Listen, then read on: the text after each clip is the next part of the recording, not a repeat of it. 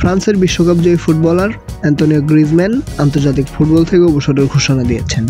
সোমবার সামাজিক যোগাযোগ মাধ্যমে এক পোস্ট দিয়ে এই ঘোষণা দিয়েছেন অ্যাটলেটিকো মাদ্রিদে খেলা তারকা। তিনি লিখেছেন, আমি আমার জীবনের অতি গুরুত্বপূর্ণ ও স্মৃতিতে ভরপুর একটি অধ্যায়ের সমাপ্তি টানছি।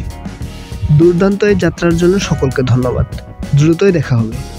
আন্তর্জাতিক ফুটবল থেকে অবসরের অর্থ 33 বছর বয়সী এই প্লেমেকারকে অক্টোবরে আন্তর্জাতিক বিরতিতে দেশের জার্সিতে দেখা যাবে না।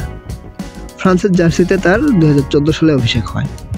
এক দশকের ক্যারিয়ারে 137টি আন্তর্জাতিক ম্যাচ খেলেছেন তিনি, গোল করেছেন 40টি। 2016 ইউরোর ফাইনালে খেলে ফ্রান্স পর্তুগালের কাছে সেবার হারলেও ইউরোর গোল্ডেন বুট জিতেছেন গ্রিজম্যান। 2018 সালে রাশিয়ায় বিশ্বকাপ জিতেছেন গ্রিজম্যান। দলের সেরা ফুটবলার ছিলেন তিনি। 2020-21 মৌসুমে উয়েফা নেশনস লিগ জিতেছেন তিনি। 2022 সালে কাতারের বিশ্বকাপে ফাইনাল খেলেছে ফ্রান্স। গ্রিজম্যান ছিলেন দলের অন্যতম সেরা পারফর্মার।